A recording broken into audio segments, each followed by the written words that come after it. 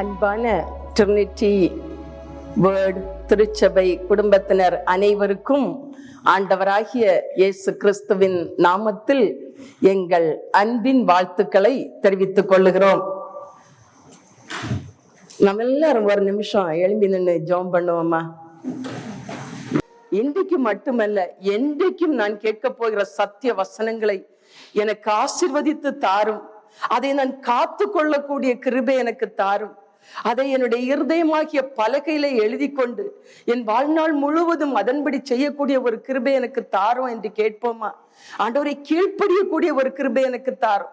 உடைய வசனத்தை ஏற்றுக்கொள்ளக்கூடிய ஒரு இருதயத்தை எனக்கு தாரும். அந்த வசனத்தின்படி நான் செய்ய நடக்க எனக்கு கிருபை தாரும். உம்முடைய வருகை பரியந்தம் அல்லது என்னுடைய வாழ்நாள் கடைசி பரியந்தமும் அதை காத்துக்கொள்ள எனக்கு அந்த கிருபையை தாரும் என்று கேட்போம். கர்த்தர் வசனத்தின்படியே தம்முடைய வார்த்தையின்படியே நம்மை ஆசீர்வதிப்பார். பரலோக பிதாவே, இந்த காலை வேளையிலும், இந்த ஓய்வு நாளின் காலை வேளையிலே, மன மகிழ்ச்சியின் காலை வேளையிலே, பரிசுத்த நாளின் காலை வேளையிலே ஆண்டவரே, இங்கு நீர் கொண்டு வந்திருக்கிறதான சபை குடும்பங்கள் ஒவ்வொருவரை பேர் பேராய், குடும்பம் குடும்பமாய் உம்முடைய கரத்துல ஒப்பு கொடுத்து ஜெபிக்கிறோம் அப்பா. ஆண்டவரே, இப்பொழுது ஆராதனையின் ஒரு முக்கியமான நேரத்துக்குள்ளே நாங்கள் கடந்து வந்திருக்கிறோம் அப்பா. கர்த்தாவே, உம்முடைய வார்த்தை வல்லமை உள்ளது, அது சத்திய வசனம் அப்பா. ஆண்டவரே, அது வானமும் பூமியும் ஒளிந்து போனாலும் ஒரு நாள் உம்முடைய வார்த்தை ஒளிந்து போகாது, அழிந்து போகாது. ஆண்டவரே, உம்முடைய வார்த்தை நீர் அனுப்பும் போதே உம்முடைய வார்த்தை உமக்கு பிரியமானதை செய்துதான் உம்மிடத்துல திரும்பும் அப்பா. ஆண்டவரே, இன்றைக்கும் கர்த்தாவே, நாங்கள் கேட்க போகிற சத்தியத்தை எங்களுக்கு ஆசீர்வதித்து தாரும். அந்த வசனத்தை நாங்கள் எங்களுடைய இருதயமாகிய பலகையில எழுதி கொள்ள, அதை ஏற்றுக்கொள்ள, அதன்படி செய்ய, அதை காத்துக்கொள்ள எங்களுக்கு கிருபையை தாரும் அப்பா. உடைய வசனத்தை எங்களுக்கு ஆசீர்வதித்து தாரும். நீரே எங்களோடு கூட இரும் ஆண்டவரே. இந்த காலை வேளையிலும் தேவ சித்தம் நிறைவேற, தேவ நாமம் மகிமைப்பட என்னையும் தாழ்த்தி உடைய கரத்துல ஒப்பு கொடுக்கிறேன். நீர் என்ன செய்ய சித்தமா இருக்கிறீரோ அதை செய்து உடைய நாமத்தை மகிமைப்படுத்தும். ஒவ்வொருவரையும் ஆசீர்வதியும். என்னுடைய வருங்காலங்கள் ஆசீர்வாதமா இருக்க கிருபையை தாரும். ஆசீர்வதிக்கிற உடைய கரத்துல ஒப்பு கொடுக்கிறேன், இயேசுவின் நாமத்தில் பிதாவே, ஆமேன். You may be seated. இந்த காலை வேளையிலும் கர்த்தருடைய வசனத்தை உங்களுக்கு முன்பாய் வைக்க விரும்புகிறேன். யோவேல் தீர்க்கதரிசியின் புஸ்தகம் 3ஆம் அதிகாரம் 16 முதல் 18 வரை உள்ள வசனங்கள். அது பேஜ் நம்பர் 1063 உள்ளது. Page number 1063.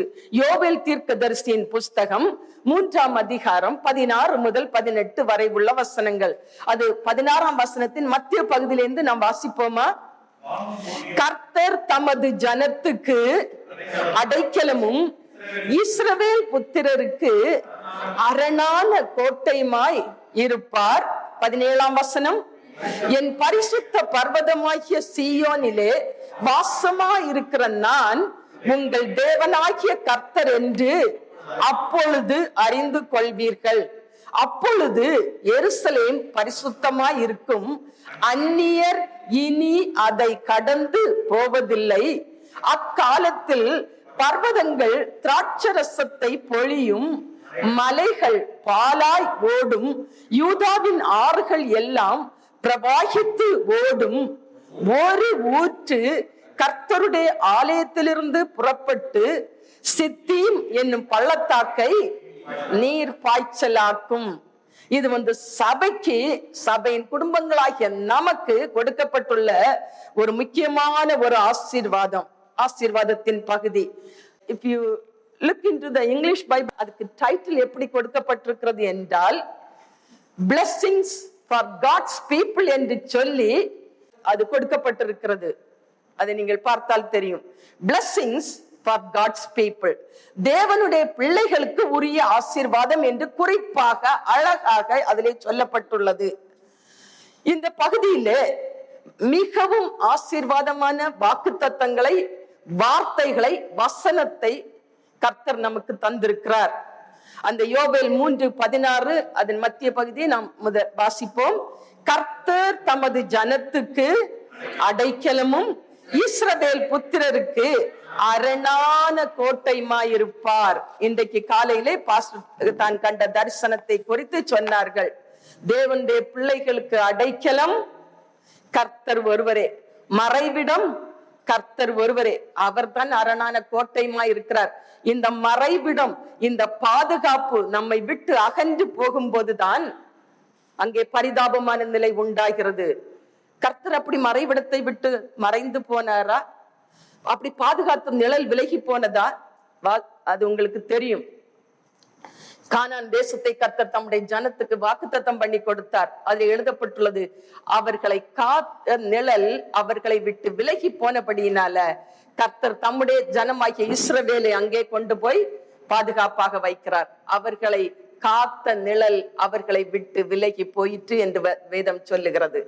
பாருங்க, நம்ம எப்பவுமே நம்ம நினைச்சுக்கிட்டு இருக்கிறோம், நம்ம செய்யறது தான் சரி, நம்ம சிந்திக்கிறது தான் சரி, நம்ம வழிதான் சரி, நான் அப்ப நான் போக போக அவர் விலகி விலகி விலகி விலகி கடந்து போகிறார். கடந்து போயிட்டாருன்னா அதுக்கு மேல ஒண்ணுமே செய்ய முடியாது. சோ அவர் சமீபமா இருக்கையில் அவரை நோக்கி கூப்பிடணும். அவரை கண்டு அடையத்தக்க சமயத்தில் அவரை தேடணும்.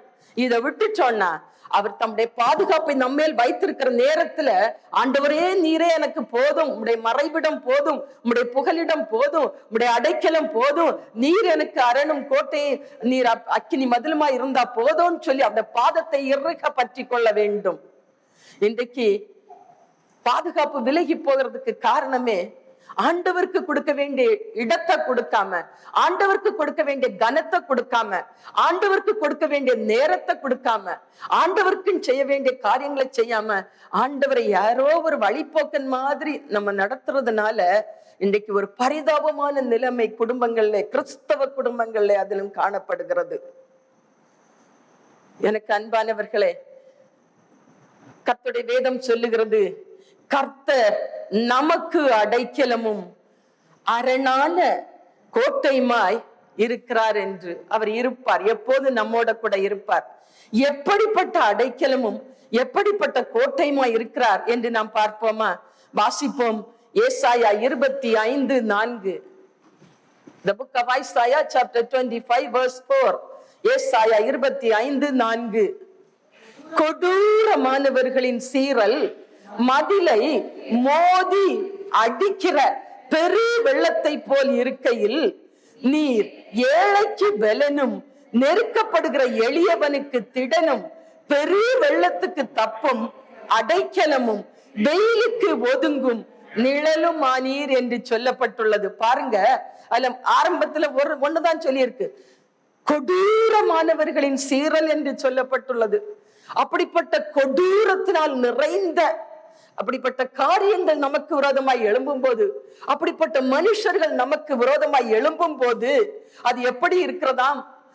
மதிலை மோதி அடிக்கிற, எப்படியாவது இந்த மதிலை தகர்த்து போடலாம், எப்படியாவது இந்த பாதுகாப்பை எடுத்து போடலாம், எப்படியாவது இவர்களை அந்த அடைக்கலத்தை விட்டு இவர்களை அப்படியே ஒன்றுமில்லாமல் ஆக்கலாம் என்று நம்முடைய பாதுகாப்பா இருக்கிற மதிலை மோதி அடிக்கிற, எவ்வளவு வேகத்தோடு மோதி அடிக்க முடியுமே அவ்வளவு தூரம் மோதி அடிக்கிற பெரு வெள்ளத்தை போல் இருக்கையில், கர்த்தர் எனக்கு ஏழைக்கு பலனா இருக்கிறாராம். எது வந்தாலும் அவர் நம்மோட கூட நமக்கு அடைக்கலமும் பலனுமா இருக்கிறாராம். அப்படி நாம் நெருக்கப்படுகிற காலங்களில் எளியவனுக்கு திடனா இருக்கிறாராம். திட நம்பிக்கையை தந்து, நான் உன்னுடனே கூட இருக்கிறேன், நான் உன்னை விட்டு விலக்குவதும் இல்லை, உன்னை கைவிடுவதும் இல்லை, நானே உனக்கு கேடகம், நானே உனக்கு துணை, நானே உனக்கு அடைக்கலம், நான் உன் வலது கரத்தை பிடித்திருக்கிறேன் என்று சொல்லி நம்மை திடப்படுத்துகிறாராம். பெரு வெள்ளத்துக்கு தப்பும் அடைக்கலம். பெரு வெள்ளம், எப்படிப்பட்ட பெரிய வெள்ளம் வந்தாலும், எப்படிப்பட்ட நம்மை அப்படியே அடித்து கொண்டு போகக்கூடிய அளவுக்கு, நம்முடைய ஆசீர்வாதங்களை அழித்து போகக்கூடிய அளவுக்கு பெரிய வெள்ளம் வந்தாலும் அதற்கு தப்பக்கூடிய அடைக்கலமாய் கர்த்தர் நமக்கு இருக்கிறார். மட்டுமல்ல, வெயிலுக்கு ஒதுங்கும் நிழல். கொடிய கிரியைகள், வேதனை உண்டாக்கக்கூடிய கிரியைகள், நம்மை பாதிக்கக்கூடிய கிரியைகள், நம்மை ஒன்றுமில்லாமல் ஆக்கக்கூடிய கிரியைகள், நம்முடைய சுகத்தை, சமாதானத்தை, சந்தோஷத்தை இழந்து போக செய்யக்கூடிய அப்படிப்பட்ட கொடுமையான வெயிலுக்கும் ஆண்டவர் நமக்கு தப்பக்கூடிய நிழலா இருக்கிறாராம், நமக்கு பாதுகாப்பா இருக்கிறாராம். பாருங்க, பொறாமை, எரிச்சல், கோபம், வைராக்கியம், விரோதம், பகைகள் இதெல்லாம் நமக்கு விரோதமாய் எழும்பி இருக்கலாம். இதெல்லாம் நம்ம சந்திக்காத ஒண்ணு புதிய காரியங்கள் அல்ல. தினமும் நம்முடைய வாழ்க்கையில நாம் சந்தித்து கொண்டிருக்கிற காரியங்கள் தான். பெரு மழை சொரிந்திருக்கலாம், எப்படியாகிலும் அழித்து போடலாம், ஆசீர்வாதங்களை அழித்து போடலாம், நம்முடைய சமாதானத்தை, சுகத்தை, சந்தோஷத்தை நாசமாக்கி விடலாம் என்று சொல்லி பெரு மழை நம்முடைய வாழ்க்கையிலே சொரிந்திருக்கலாம், பெரு வெள்ளம் வந்திருக்கலாம், காற்று அடித்து மோதி இருக்கலாம், நம் கஷ்டங்களையும் நஷ்டத்தையும் துன்பத்தையும் அடைந்திருக்கலாம், கண்ணீரோடு ஆண்டவரே என்று சொல்லி புலம்பி இருக்கலாம், ஆண்டவரே எனக்கு இரங்கும், ஆண்டவரே என் விண்ணப்பத்தை கவனியும், ஆண்டவரே என் ஜெபத்தை கேளும், என் ஜெபத்துக்கு பதில் தாரும் என்று நாம் கதறி இருக்கலாம். உங்களுடைய கண்ணீரை, எங்களுடைய கண்ணீரை கண்ட கர்த்தர், ஜெபத்தை கேட்ட கர்த்தர் ஆசீர்வாதத்தின் காலத்தை நமக்கு வைத்திருக்கிறார். அதுதான் இந்த வசனத்தை கர்த்தர் கொடுத்தார். இது சாதாரண ஒரு வசனம் அல்ல. அதுதான் சொன்னேன், blessings for God's people. தேவனுடைய பிள்ளைகளுக்கு உரிமையாக கொடுக்கப்பட்ட வாக்குத்தத்த வசனங்கள் இது. எந்த சூழ்நிலையிலும் நாம் சோர்ந்து போகாதபடிக்கு, எந்த சூழ்நிலையிலும் நாம் அழிந்து போகாதபடிக்கு கர்த்தர் நமக்கு தந்த வாக்குத்தத்த வசனம். அதே வேத பகுதி ஏசாயா 25:5 வாசிப்போமா? ஏசாயா 25:5. வறட்சியான இடத்தின் காங்கை மேகத்தினால் தணிவது போல் அந்நியரின் மும்முரத்தை தணிய பண்ணுவீர், மேகத்தின் நிழலினால் வெயில் தணிகிறது போல் பலவந்தரின் ஆரவாரம் தணியும் என்று சொல்லப்பட்டுள்ளது. கர்த்தர் நமக்கு சொன்னார், நான் உனக்கு அடைக்கலமும் அரணான கோட்டையுமாய் இருக்கிறேன். சோ உனக்கு விரோதமாய் எப்படிப்பட்ட கிரியைகள் எழும்பினார், எவ்வளவு கொடிய கிரியைகள், எவ்வளவு பொல்லாத ஆயுதங்கள் எங்கிருந்து வந்தாலும் அதை என்ன பண்ணுவாராம், அந்த கிரியை வறட்சியான இடத்தின் காங்கை, அது வறண்டு போய் ஒண்ணுமே இல்லாம இனி இதுல இருந்து ஒரு செழிப்பு உண்டாகாது என்று சொல்லக்கூடிய ஒரு வெறுமை, ஒரு ஒன்றுமில்லாம நிலையில இருந்தாலும் அந்த வறட்சியான இடத்தின் காங்கை மேகத்தினால, அந்த குளிர்ச்சியான மேகத்தினால தணிவது போல அந்நியரின் மும்மூரத்தை, அவர்களுடைய அப்படிப்பட்ட ஒரு மும்மூரமாய் எழும்புகிற கிரியைகளை கர்த்தர் தணிய பண்ணுகிறாரா, அதை அப்படியே அணைத்து போடுகிறாரா, அழித்து போடுகிறாரா, இல்லாமல் ஆக்கி போடுகிறாரா. மேகத்தின் நிழலினால் வெயில் தணிகிறது போல பலவந்தரின் ஆரவாரம் அதை தணிய பண்ணி விடுகிறாராம். இனி உன்னால ஒண்ணுமே செய்ய முடியாதுன்னு சொல்லிக்கிட்டு கர்த்தர் அந்த மேகத்தின் நிழலை நமக்கு அடைக்கலமாய் தந்து அப்படிப்பட்ட கிரியைகளை கர்த்தர் அழித்து போடுகிறாராம். தம்முடைய ஜனத்தோடு கூட பகலிலே மேக ஸ்தம்பமாகவும் இரவிலே அக்கினி ஸ்தம்பமாகவும் இருந்த கர்த்தர் நம்மோட கூட இருப்பாராம். நம்மை வாட்டி வதைத்த கிரியைகள், நமக்கு விரோதமாய் எழும்பி நம்மை கண்ணீர் வடிக்க வைத்த கிரியைகள், நமக்கு விரோதமாய் கொந்தளித்துக் கொண்டிருந்த கிரியைகள் எல்லாவற்றையும் கர்த்தர் அடங்கி போகவும் அவைகள் அழிந்து போகவும் பண்ணுகிறார். அதை தன் பக்தனாகிய தாவீது சொல்லுகிறார். சங்கீதம் 59:16-17. சங்கீதம் 59:16-17.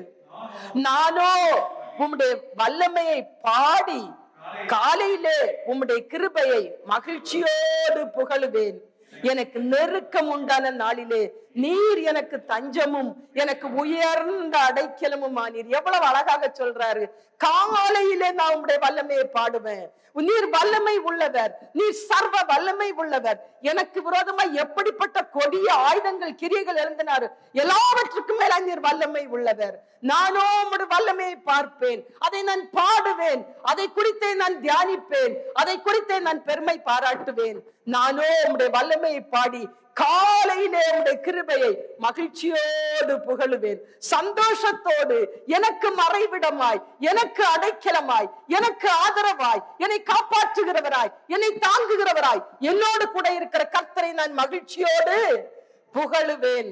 எனக்கு நெருக்கம் உண்டான நாளிலே கர்த்தாவே நீர் எனக்கு தஞ்சமும் எனக்கு உயர்ந்த அடைக்கலமும் ஆனீர். 17ஆம் வசனம். என் பலனே, என் பலனே, எவ்வளவு அழகாக சொல்லுகிறார். ஆண்டவரை கிட்ட நிறுத்தி சொல்லு, என் பலனே, எனக்கு பலனாயிருக்கிறவரே, எனக்கு தஞ்சமாயிருக்கிறவரே, எனக்கு கோட்டையாயிருக்கிறவரே, எனக்கு மதிலாயிருக்கிறவரே, எனக்கு அரணாயிருக்கிறவரே, என் பலனே, நான் சார்ந்திருப்பது உம்மை, நீர் எனக்கு பலனாயிருக்கிறீர், என் உச்சம் தலை முதல் உள்ளம் கால்வரை உம்முடைய வல்லமை என்னை பலப்படுத்துகிறது, என் பலனே. கூப்பிட்டுருக்கோமா? யாரையெல்லாமோ கூப்பிட்டுறோம். வீட்டுல ஒரு சின்ன ஒரு காக்ரோச் வந்தா போதும், வீட்டுல எங்கேயோ ஒரு கார்னர்ல வீட்டின் தலைவர் உட்கார்ந்து இருப்பாரு, ஐயோ ஓடிவாங்க ஓடிவாங்க ஓடிவாங்க. அது பார்த்தா ஒரு சின்ன காக்ரோச், அது எங்க இருக்குன்னு இந்த மைக்ரோஸ்கோப் வச்சு கண்டுபிடிக்க வேண்டிய அளவுக்கு சின்னதா இருக்கும். காக்ரோச் வந்து பிள்ளைகள் சொல்லுவாருங்க, நானும் தான் சேர்ந்து சொல்லுவேன், சபீக் காக்ரோச், ஏன்னா அது எங்கேயாவது ஓடிருமே.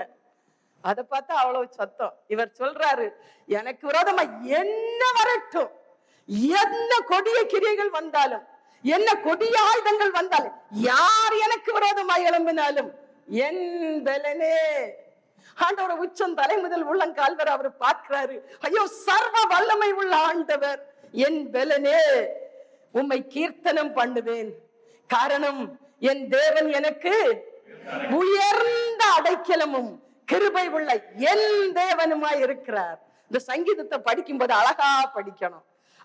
அவ்வளவு அந்த என் என் அல்லது உன் கிருபை அப்படின்னு அழகா ஆண்டவருக்கு அந்த ஒரு அட்ஜெக்டிவ் போட்டு அழகா சொல்லுவார். ரொம்ப அழகா இருக்கும் படிக்கிறதுக்கு. என் தேவனுமாய் இருக்கிறார்.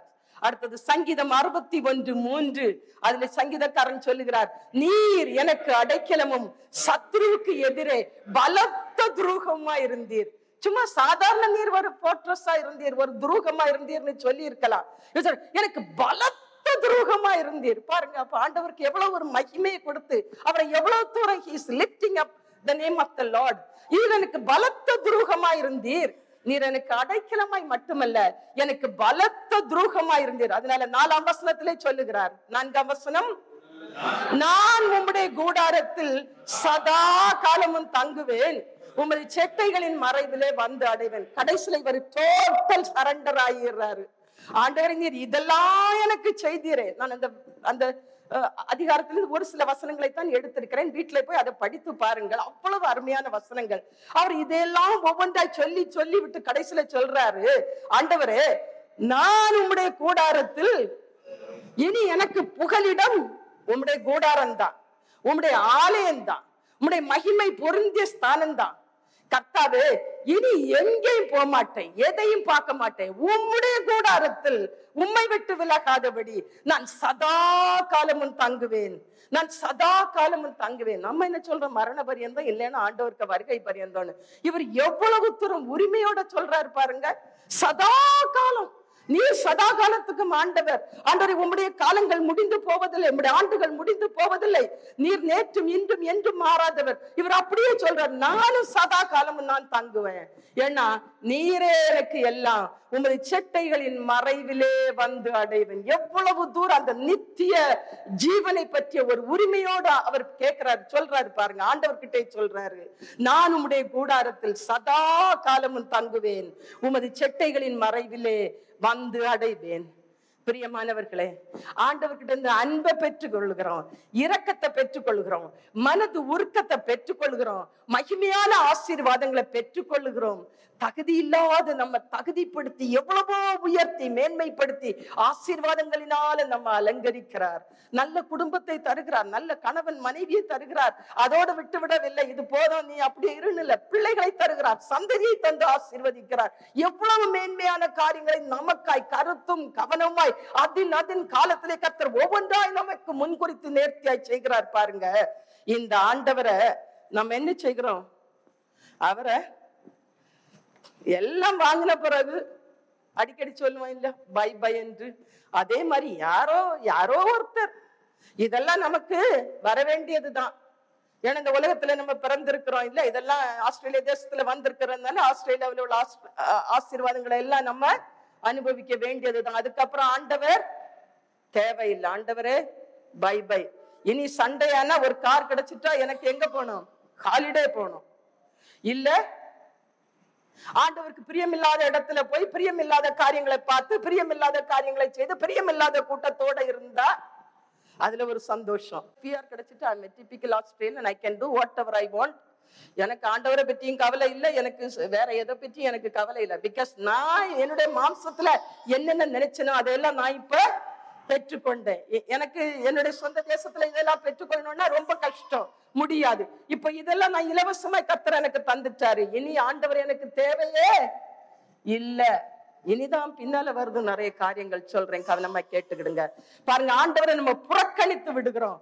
அவர் சொல்ற, நான் உனக்கு மறைவிடமா இருக்கிறேன், வெயில் உன்னை சேதப்படுத்தாதபடி, மழை உன்னை சேதப்படுத்தாதபடி, சத்துருவின் கிரியைகள் உன்னை தொடாதபடி நான் உன்னை சுற்றிலும் கூடாரம் போட்டு அந்த மறைவிடத்துல, அந்த அடைக்கலத்துல, என்னுடைய 5 காயங்களுக்குள்ள நான் உன்னை மூடி மறைத்து வைத்திருக்கிறேன். நம்ம என்ன சொல்றோம், ஈஸியா புறக்கணித்து விடுகிறோம், அவரை வேண்டான்னு தள்ளி விடுகிறோம். அந்த அடைக்கலத்தை கூட நமக்கு அது வேண்டாம், அது எங்கேயோ கிடக்குதுன்னு சொல்லிட்டு அப்படியே விட்டு வச்சிருக்கிறோம். இதனால கர்த்தர் நமக்கு அடைக்கலம், அரணான கோட்டைன்னு நம்மளால சொல்ல முடியாம போய் விடுகிறது நிறைய நேரங்கள்ல. எனக்கு அன்பானவர்களே, நாம் சந்தோஷமா இருக்கணும். நம்ம அடைக்கலத்துல நம்ம யாரும் சேதப்படுத்த கூடாது, நம்ம யாரும் வேதனைப்படுத்த கூடாது, நம்ம யாரும் நிந்திக்க கூடாது, தூஷிக்க கூடாது, எந்த கொடுமையான காரியங்கள் நம்ம மேல படக்கூடாதுன்னு தான் தன்னையே முழுசுமா ஒப்பு கொடுத்துட்டார். உச்சம் தலை முதல் உள்ளம் கால் வரை என்னை என்ன வேணும்னாலும் செய்துட்டு போங்க, என்னுடைய ரத்தத்துல ஒரு சொட்டு கூட என் சரீரத்துல இருக்க வேண்டாம், இந்த மனுக்குலத்தை நான் ரட்சிக்கணும். அதனால அப்படியே தன் சொந்த ரத்தத்தை எல்லாம் ஒரு சொட்டு கூட இல்லாம அப்படியே கொடுத்துட்டார். கடைசியில குத்தி பாக்குறான், அங்க இருந்து ரத்தம் எல்லாம் காலி ஆயிடுச்சுன்னு, அதுக்கு பிறகு தண்ணீரும் வந்தது. பாருங்க, அந்த அளவுக்கு நமக்காக ஆண்டவர் பலியானார். ஆனா அவருடைய அடைக்கலத்துக்குள்ள, அந்த 5 காயத்துக்குள்ள நான் இருக்கணும், என் குடும்பம் இருக்கணும் அப்படின்ற எண்ணத்தோட நம்ம நடந்து கொள்ளுகிறோமா? பிரியமானவர்களை, நம்ம எதை செய்கிறோமோ, we are model before our children. நீங்க இன்னைக்கு ஆண்டவருக்கு சமூகத்துல இல்லைன்னா நாளைக்கு உங்க பிள்ளை ஆண்டவருக்கு சமூகத்துல இருக்காது. இன்னைக்கு நீங்க பைபிள் வாசிக்கலன்னா உங்க பிள்ளை நாளைக்கு பைபிள் வாசிக்காது. இன்னைக்கு நீங்க ஆண்டவரை நோக்கி ஜெபிக்கலன்னா உங்க பிள்ளைக்கு நாளைக்கு ஜெபிக்கவே தெரியாது. அதுக்கு பிறகு ஆண்டவரே இறங்கும், ஆண்டவரே எனக்கு அப்படி செய்யும் இப்படி செய்யும். ஆண்டவர் சொல்லுவாரு, உனக்கு கிருபையின் காலங்களை கொடுத்தேன், உனக்கு கிருபையின் நேரத்தை கொடுத்தேன், நான் உனக்கு நல்ல கண் பார்வையை கொடுத்தேன், இந்த வேதத்தை படிக்கும்படியாய், உன் சரீரத்துல நல்ல சுகத்தை பலனை கொடுத்தேன், என்னை நோக்கி ஜெபிக்கும்படியாய், என்னை நோக்கி கூப்பிடும்படியாய், நான் உனக்கு எல்லா ஆசீர்வாதங்களையும் தந்தேன், நல்ல வேலையை கொடுத்தேன், உனக்கு மீதியான நேரத்தை உன் குடும்பத்தை பார்க்க நீ என்னை நோக்கி கூப்பிட உனக்கு நல்ல காலங்களை கொடுத்தேன். நீ அப்போல்லாம் அதை அசட்டை பண்ண, இப்ப நீ என்ன செய்ய போற? சாலமோன் தேவாலயத்தை டெடிகேட் பண்ணும்போது சொல்றாரு, ஆண்டவரே, பஞ்சமோ பட்டினியோ வியாதியோ நெருக்கமோ கஷ்டமோ யுத்தமோ இதனால அந்த ஜனங்கள் பாடுகளை அனுபவிக்கும் போது ஆண்டவர் அவங்க மனம் திரும்பி உடைய ஆலயத்துக்குள்ள வந்தா, கர்த்தாவே அவருடைய சத்தத்தை கேளும் அப்பா, ஜெபத்தை கேளும் அப்பா, அவர்களுக்கு இறங்கும் அப்பா, ஜனத்தை காப்பாற்றும், தேசத்துக்கு சேமத்தை கொடுன்னு கேட்கிறாரு. ஏன்னா தெரியும், ஜனங்கள் ஆண்டவரை விட்டு மறந்து போவாங்க, ஆண்டவருக்கு விரோதமான காரியத்தை ஜனங்கள் துணிந்து பேசுவாங்க, செய்வாங்க, நடப்பாங்கன்னு அவர் ஆலயத்தை டெடிகேட் பண்ணும்போதே கேட்கிறாரு. பாருங்க, எவ்வளவு ஒரு பெரிய ஒரு பாரத்தோட தன்னுடைய ஜனம் சிதறி போக கூடாது. தன்னுடைய ஜனம் எப்போதும் கர்த்தருடைய ஆலயத்துல வந்து ஆண்டவருக்கு நன்றி சொல்லணும், துதியை சொல்லணும், ஸ்தோத்திரத்தை சொல்லணும், அவருடைய நாமத்தை மகிமைப்படுத்தணும்னு அந்த இருதயம் எவ்வளவாய் ஆண்டவர் நோக்கி பார்த்திருக்கும் பாருங்க. அது ஏக்கத்தை அவர் அப்படியே சொல்லுகிறார். அடுத்தது யோவேல் தீர்க்கதரிசியின் புஸ்தகம் 3ஆம் அதிகாரம் 17ஆம் வசனம், பேஜ் நம்பர் 1063. அதை அப்படியே வைத்துக் கொள்ளுங்கள். யோவேல் 3:17. என் பரிசுத்த பர்வதமாகிய சீயோனிலே வாசமாயிருக்கிற நான் உங்கள் தேவனாகிய கர்த்தர் என்று அப்பொழுது அறிந்து கொள்வீர்கள், அப்பொழுது எருசலேம் பரிசுத்தமாய் இருக்கும், அந்நியர் இனி அதை கடந்து போவதில்லை.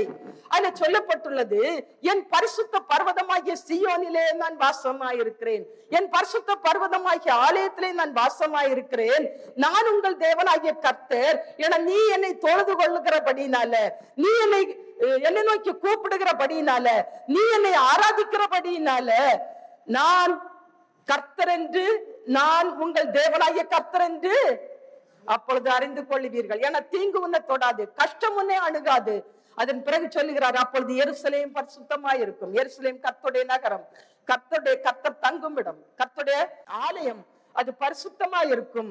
அந்நியர் இனி அதை கடந்து போவதில்லை. அந்நியர் இனி அதை கடந்து போவதில்லை. பாவம் செய்கிறது என்ன செய்யும் தெரியுமா? தனியா போகாது, அதுக்கு ஒரு கூட்டம் வேணும்.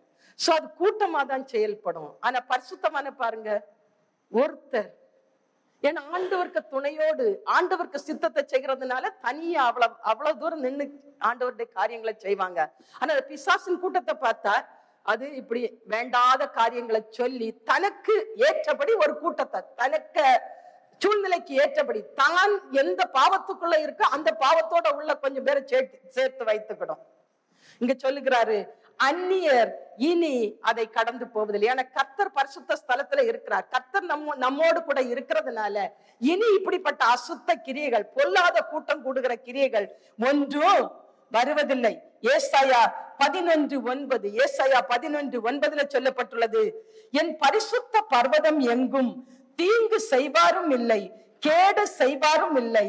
சமுத்திரம் ஜலத்தினால் நிறைந்திருக்கிறது போல பூமி கர்த்தரை அறிகிற அறிவினால் நிறைந்திருக்கும். அதாவது இப்ப ஆசீர்வாதத்தின் காலம். இனி என் பரிசுத்த பர்வதம் எங்கும் தீங்கு செய்வார் யாரும் இல்ல. இனி சபைக்கு விரோதமாய், ஊழியத்துக்கு விரோதமாய் என்ன சதி ஆலோசனை போட்டாலும் நடக்காது. ஏன்னா ஆசீர்வாதத்தின் காலத்துக்குள்ளே, ஆசீர்வாதத்தின் நல்ல நாட்களுக்குள்ளே, ஆசீர்வாதமான வருஷத்துக்குள்ளே, ஒரு வாக்குத்தத்தம் பண்ணின வருஷத்துக்குள்ளே, ஒரு பெரிய அறுவடையின் வருஷத்துக்குள்ள நாம் வந்திருக்கிறோம். கர்த்தர் சபையை கொண்டு வந்திருக்கிறார். சோ இனி இந்த சபைக்கு விரோதமாய், இனி கர்த்தருடைய ஆலயத்துக்கு விரோதமாய், இனி கர்த்தருடைய ஊழியத்துக்கு விரோதமாய் எப்படிப்பட்ட கூட்டம் கூடினாலும், என்ன தீங்கு செய்யணும்னு நினைச்சாலும் வாய்க்காதே போ. அதை வெள்ளியரங்கமாய் நம்முடைய கண்கள் காணும்படி கர்த்தர் காண்பிப்பார். இனி என்னுடைய பரிசுத்த பர்வதம் எங்கும் தீங்கு செய்வாரும் இல்லை, கேடு செய்வாரும் இல்லை. சமுத்திரம் எப்படி ஜலத்தினால கர்த்தர் சமுத்திரத்தை நிறைத்து வைத்திருக்கிறாரோ அப்படியே பூமி, அதுல இந்த ஆஸ்திரேலியா தேசம் கர்த்தரை அறிகிற அறிவினாலே நிறைந்திருக்கும். ஏன்னா இவ்வளவு நாள் எல்லாத்தையும் விட்டு கொடுத்துட்டாரு. எப்படி வேணும்னாலும் போ, உன் விருப்பம் போல போ, என்ன தீங்கு செய்யணுமோ செய், என்ன பாடுபடுத்தணுமோ படுத்து. இனி அப்படி இல்ல. இனி சபை திருச்சபை ஆசீர்வதிக்கப்படுகிற ஒரு நேரம். இந்த சபைக்கு ஒரு வித்தியாசமான ஆசீர்வாதத்தின் வருஷம்.